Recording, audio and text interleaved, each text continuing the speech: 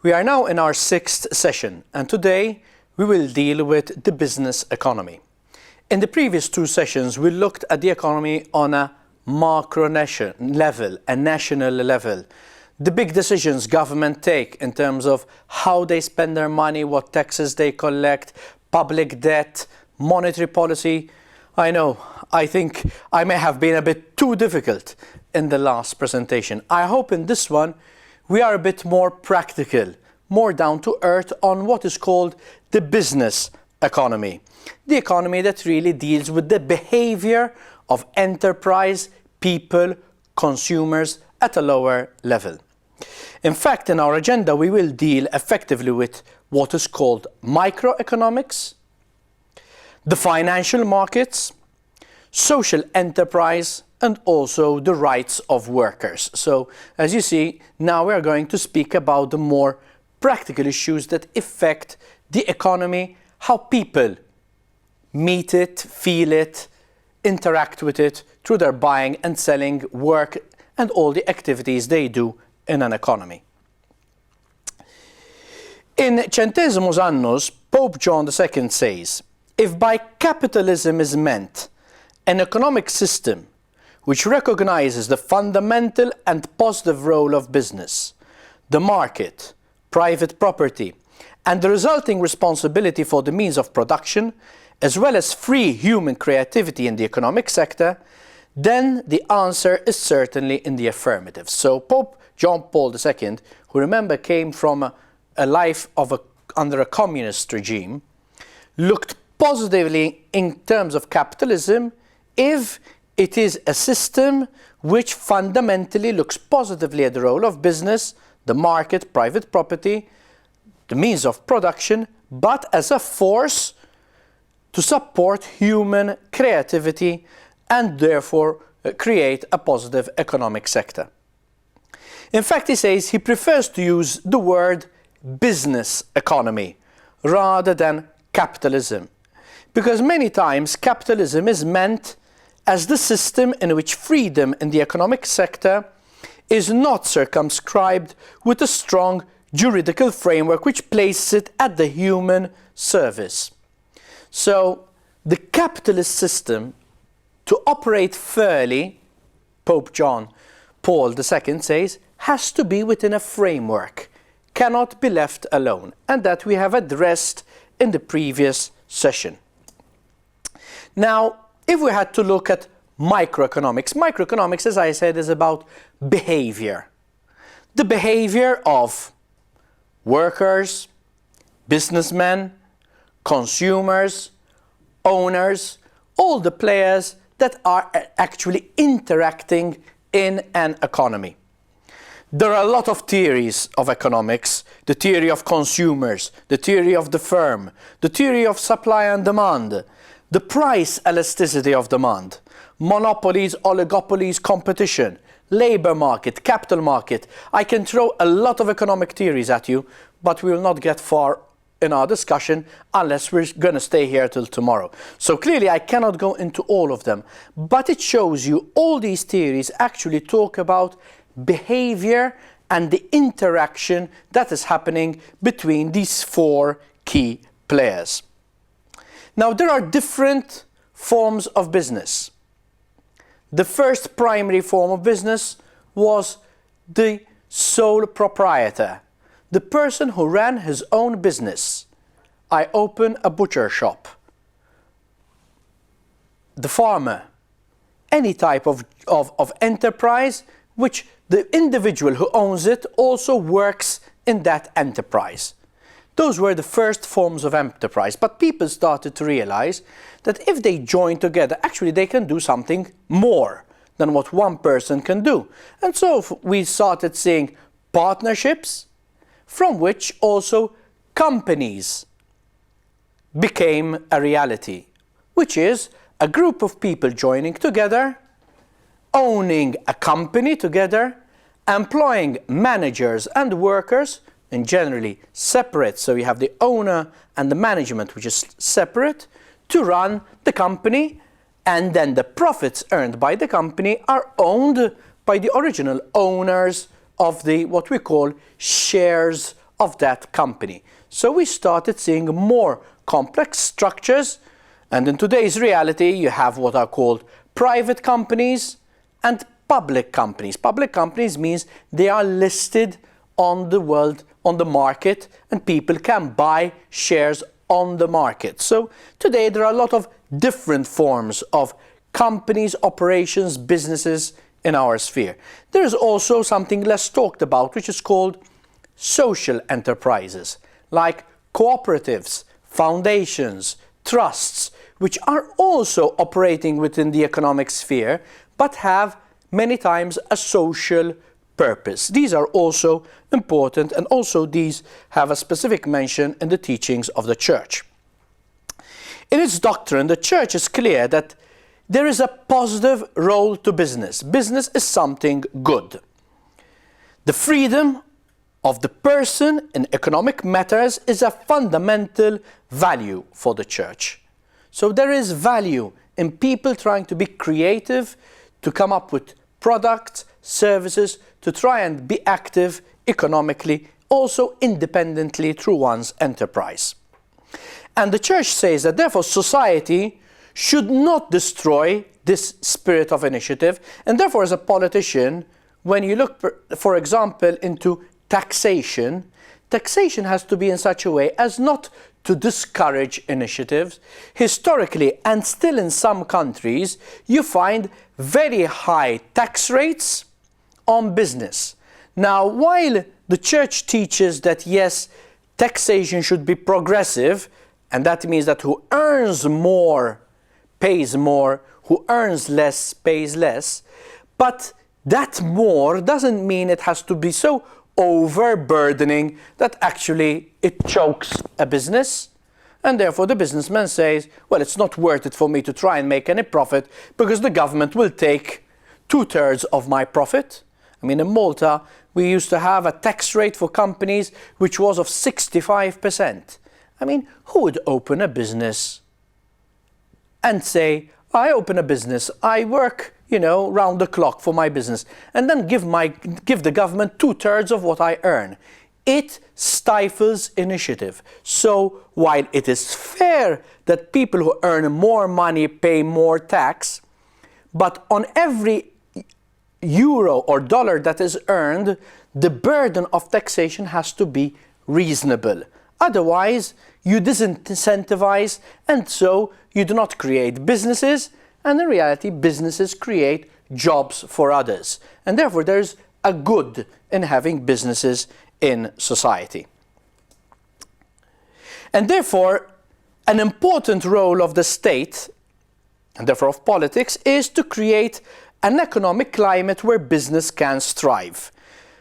As we said, to create jobs that therefore create also better value for families who are dependent on that business. Because on the business, you have the shareholders that are dependent, the managers that are dependent, but also the workers that are dependent. So if the business does well, all these actually benefit. However, the state has a role if the production of goods is not necessarily useful. So it is an important principle that while government encourages business, it has to make sure that the production of those business is useful to society. And therefore the state can intervene if it is harmful. For example, narcotics. I can open up a business and start creating synthetic drugs to sell to young people in parties. That is something harmful. So government has to control or actually ban that type of business. Otherwise, it will be harmful to society. So not every initiative government is obliged to protect, to encourage. Rather, there may be some initiatives that government may need to control. Also, a business venture must be mindful of the society it operates with. So, environment is an issue. You cannot have a factory that pollutes in the middle of an urban area, or polluting the river from which people downstream need to drink. So governments have to intervene to ensure that the business operates within a sphere that is responsible to the environment, to society, to people who live around the business. Noise pollution, light pollution.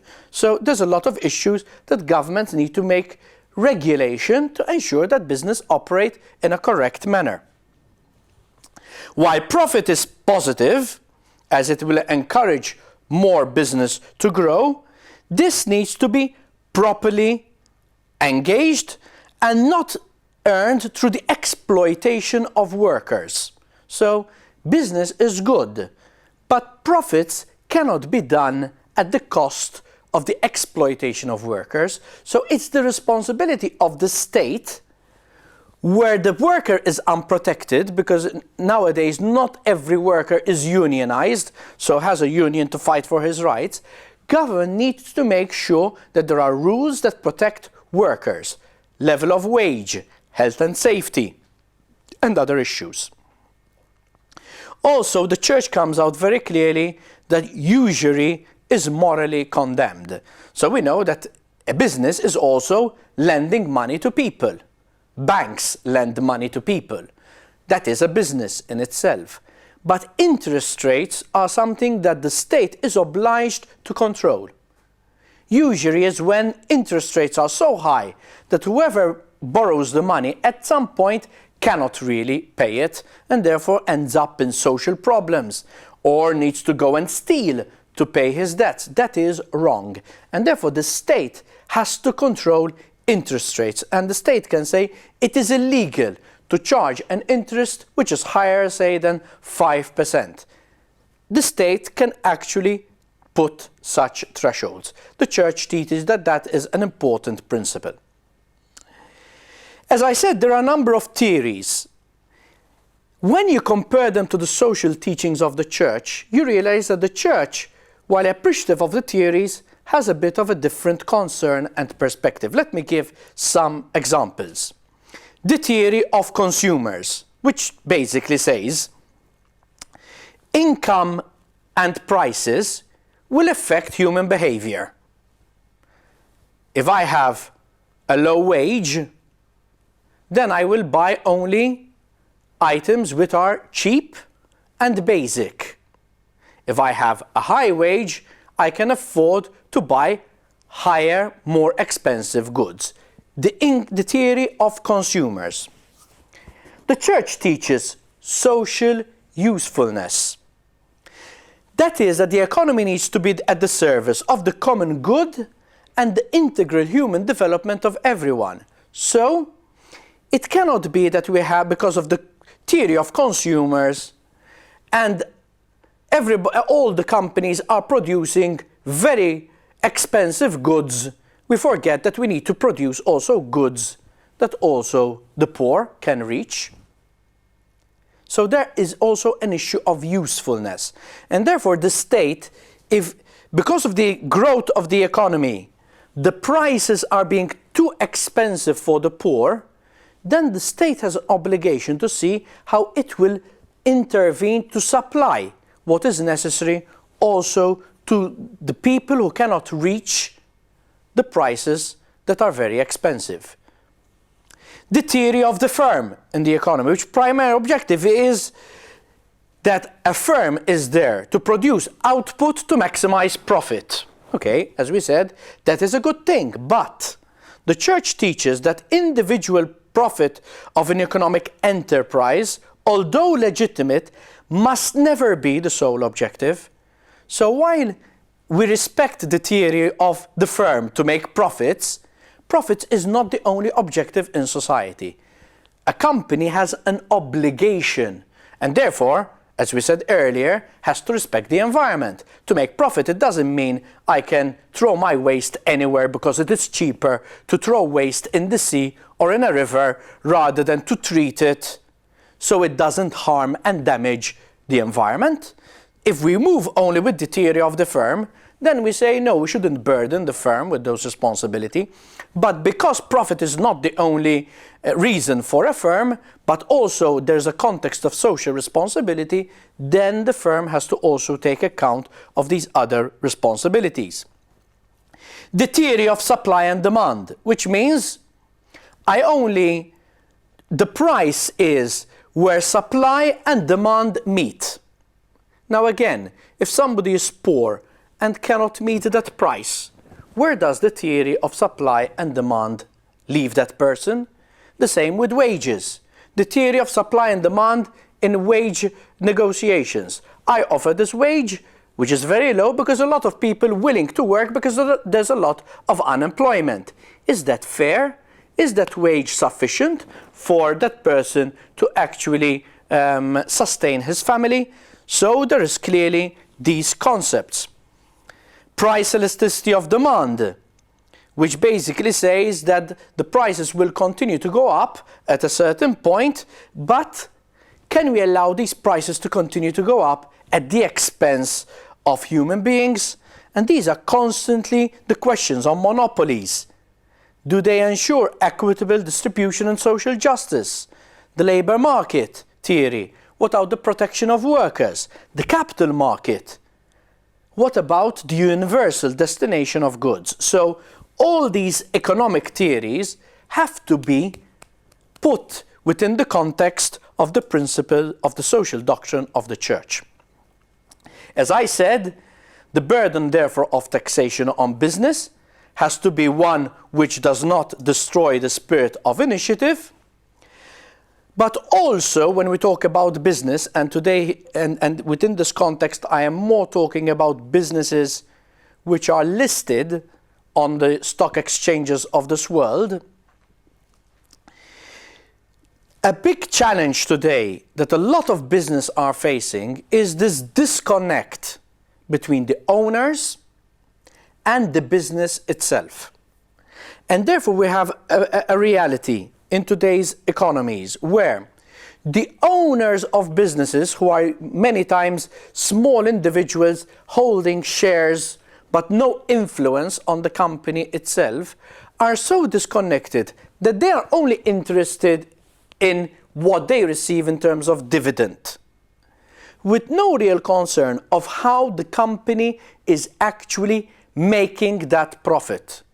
And this is creating a lot of problems globally, because today, as we shall see later on, we have a lot of multinational companies who possibly you, I, a lot of people around the world own shares in, but who are making profits through very unethical and socially wrong methods.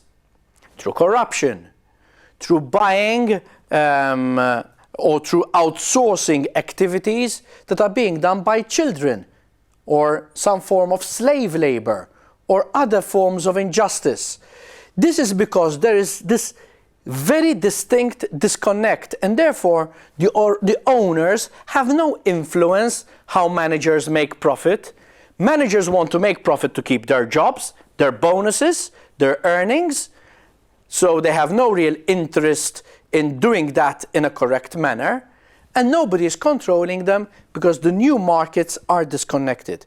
This is a very concerning reality, and I believe that we need to go back to a market architecture that needs to recreate the long-term relationship between the owner and the business, and therefore what and how the business performs becomes of interest again to the investor, who just doesn't look at profits. This is a very significant reality. We will deal with the markets specifically in a later session.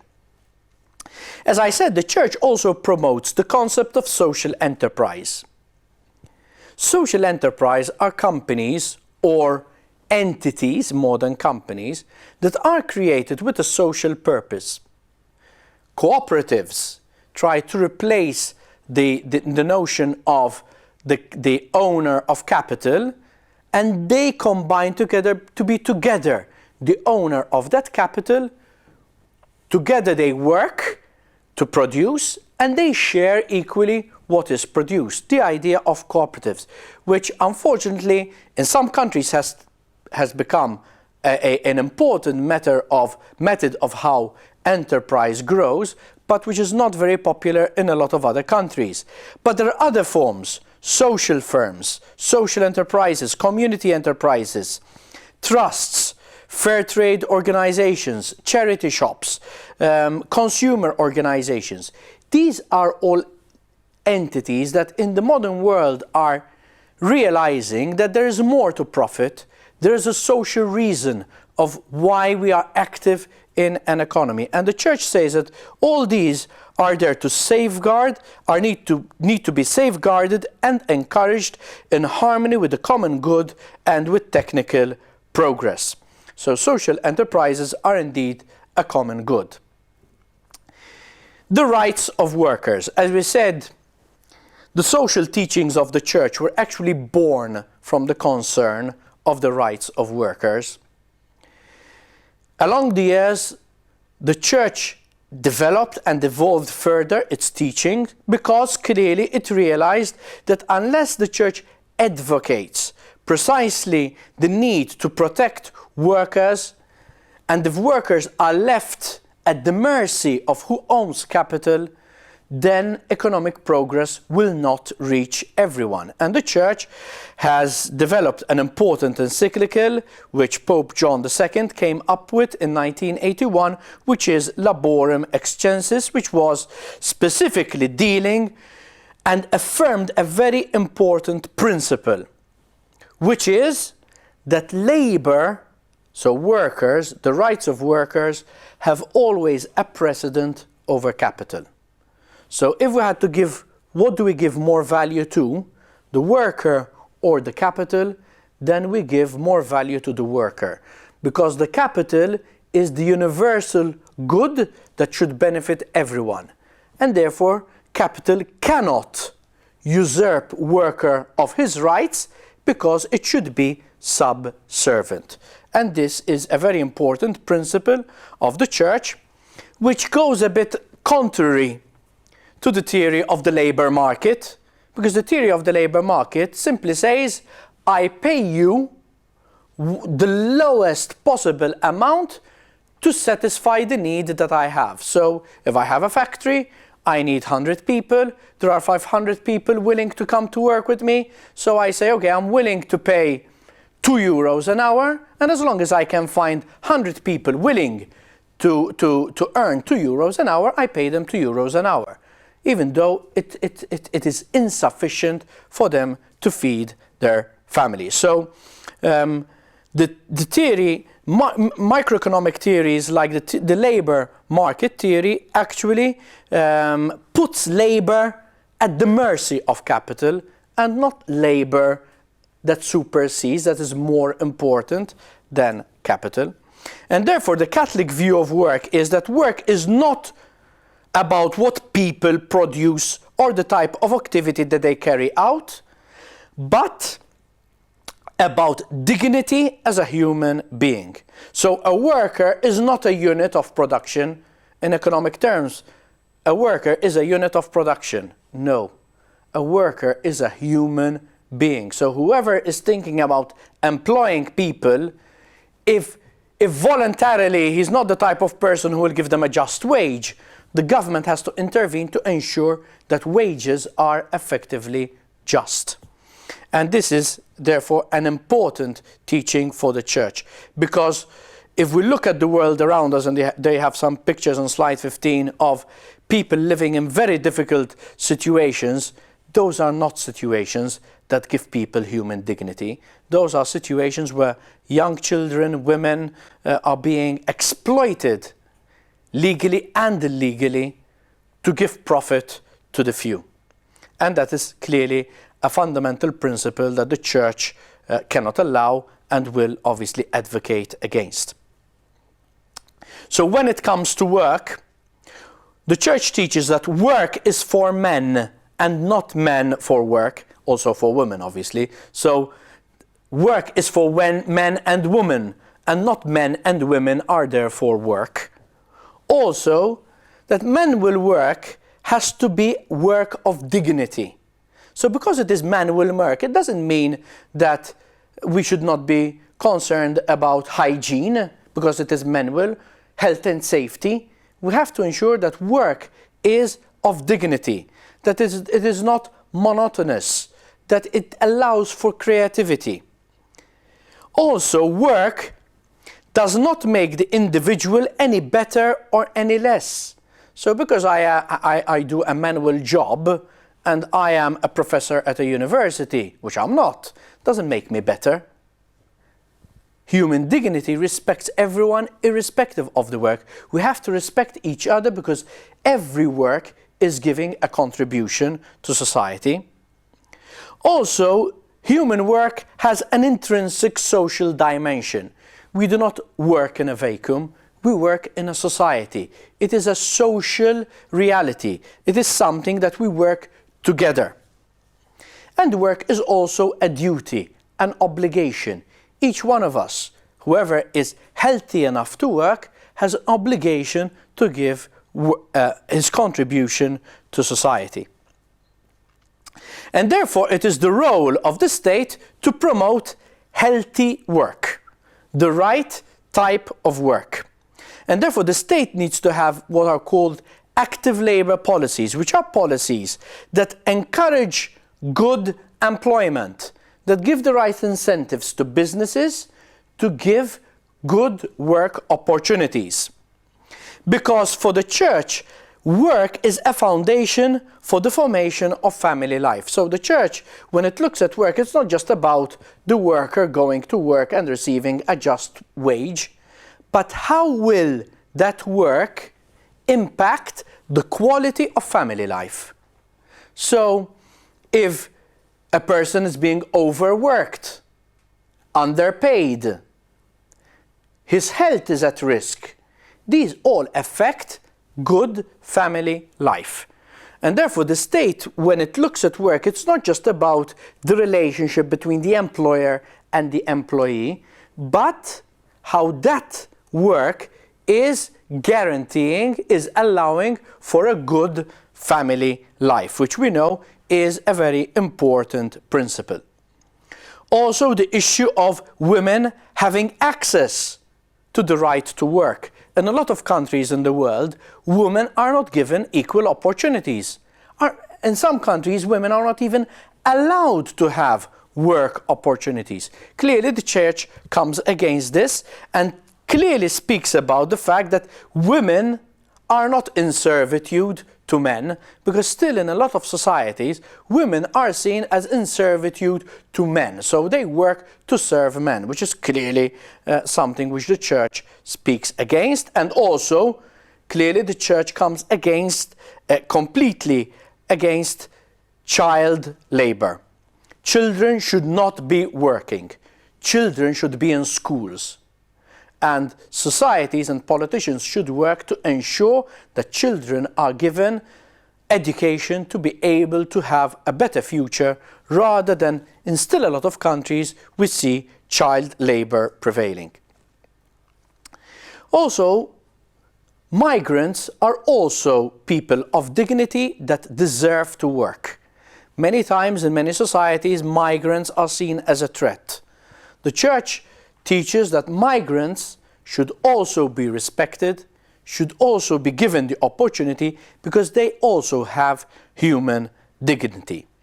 Interestingly, the church also speaks with certain concern on agriculture, the work related to agriculture, because it realizes its fundamental value, but also the threat that globalization is posing on this type of work, and it has therefore also specific teachings, which I have no time to go into specifically on this sector.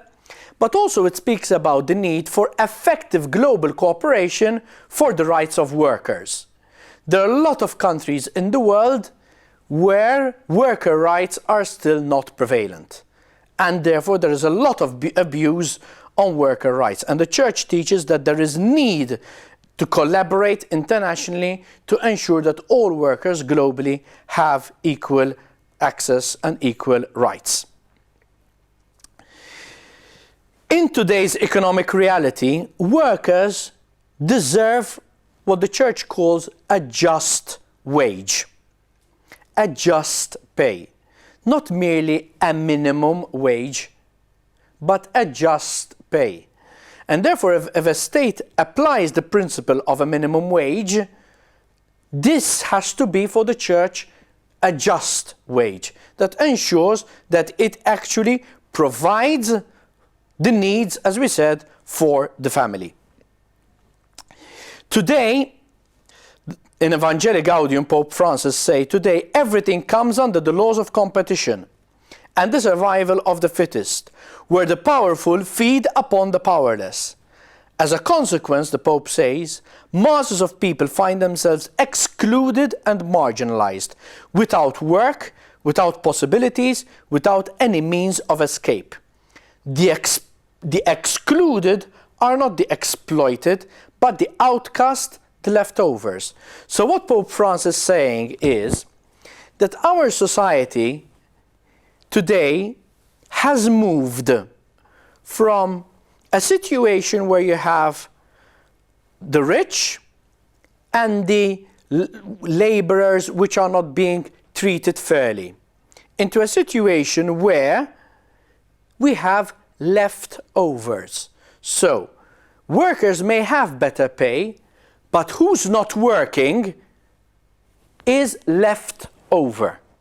And therefore society has to ensure that there is a right balance, to ensure that we have no leftovers in society.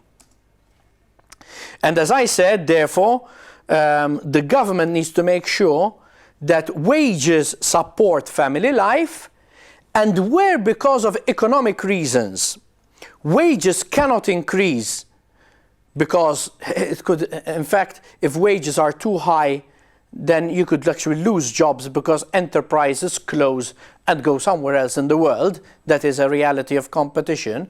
So where wages cannot increase because of economic realities, then the state is obliged to supplement income of families through social measures to ensure that families have adequate income. Because it's not sufficient to say, we're sorry, we cannot afford higher wages, so you have to do with what is done. If that is not enough for families, then the state is obliged to provide social benefits like children's allowance to ensure that the pay of the family is just. So when we come to the minimum wage concept, as I said, there are a number of criteria that the state needs to take into consideration. The wages should be sufficient for the worker and his family to live a dignified life. The condition of the firm needs to be taken into consideration. So when the government sets the minimum wage, it has to take consideration of the state of the economy, of the burden, the added burden that businesses can take without closing. So it looks at the profits. If they are very high, then it can adjust. If they're very low, it needs to be very attentive. The economic situation of the economy, national and international, because economies compete. There are other countries which are ready to take the jobs in one's country if obviously factories move because of competition. On the other hand, however, the minimum wage cannot be so low as to effectively push people at the level of poverty. And therefore, while this balance needs to be maintained, it cannot fall short of being an adequate wage. And therefore, all these have to come into balance. It is not an easy balance. It is possibly the biggest challenge of any political government, of any government in that sense, but clearly this has to be taken into account. And therefore, the role of unions is also important here, because while the government may set a minimum wage, in reality, unions can play an important role to ensure that in the enterprises that are making huge profits and therefore can pay more reasonable and better wages, they effectively do so. There's nothing wrong that a company that's really making a lot of profits shares more of those profits with its workers. That is only just and fair, and we can't expect that all workers therefore are paid at an equal level, but that there is compensation for those workers who are working in enterprises and share in the profits of those enterprises. Clearly, the Church also defends the rights of workers in terms of the right to strike in situations where the companies are not being fair with workers. As I said, and I close with this message because this will be a stepping stone to our last two sessions. Globalization is possibly the biggest challenge for workers. There is a reality, unfortunately, in today's world where job mobility is on the increase because we have enterprise mobility. Because it is very easy for a company, for a factory, to today be operating from your country and tomorrow decides to shut down and go to an Asian company where they can pay lower wages and therefore make more profits and therefore decide to move. This is a reality, and that reality unfortunately leads to a lot of unemployment.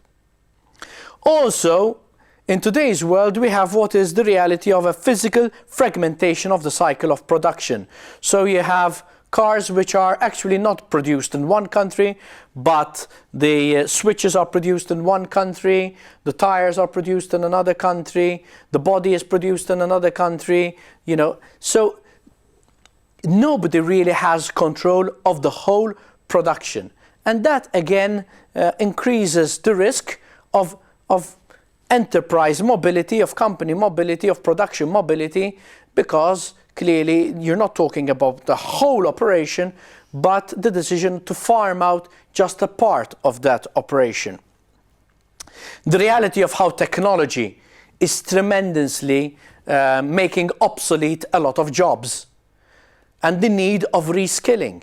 This is a big issue in today's society. And as much as new jobs are rapidly being created, old jobs are rapidly being lost. And the time that is needed to retrain people in new technologies is long and many times not so easy, especially when age comes into place. And so we have more fluid workplaces, less stability. We have this reality of more subcontracting happening, and therefore workers having to work with lower working conditions, because today they have a job, tomorrow no, depends on the subcontracting, how it is happening. And these are a lot of realities that are a big challenge for decision makers in ensuring that capital truly remains secondary to human dignity, to the rights of workers. And with this challenge, I will close my session, and with this challenge, we will start our next session. Thank you.